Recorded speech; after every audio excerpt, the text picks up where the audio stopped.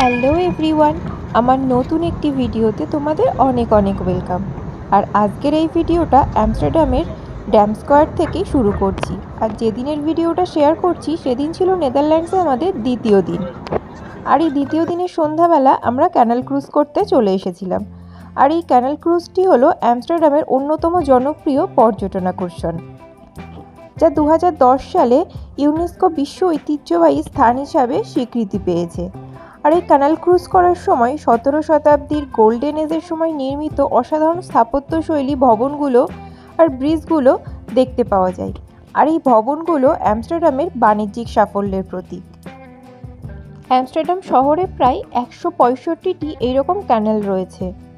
আর এই ক্যানেলগুলোর ওপর দিয়ে 1500টির মতো ব্রিজ রয়েছে, যা শহরের বিভিন্ন অংশকে একসাথে যুক্ত করেছে। আর এই ক্যানাল ক্রুজগুলো আবার বিভিন্ন ধরনের হয়: দিনের বেলার ক্রুজ, রাতের বেলার ক্রুজ, ডিনার ক্রুজ। আর বেশিরভাগ ক্রুজেই অডিও গাইড দেওয়া হয়। আর ক্রুজের ড্রাইভার যিনি থাকেন তিনি ট্যুর গাইড।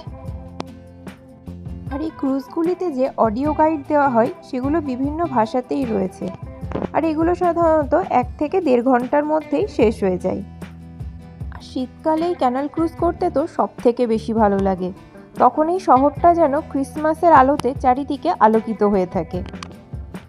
আর এই ক্যানাল ক্রুজের টিকিট ছিল এক একজনের 20 ইউরো করে। তো এখানে আসার পরে প্রথম দিনের সন্ধ্যাটাই ক্যানাল ক্রুজ করে বেশ ভালোই কাটলো আমাদের। আর তোমাদেরও এটা কেমন লাগলো আমাকে অবশ্যই কমেন্ট করে জানিও। দেখা হচ্ছে পরের কোনো ভিডিওতে। সবাই ভালো থেকো, টাটা।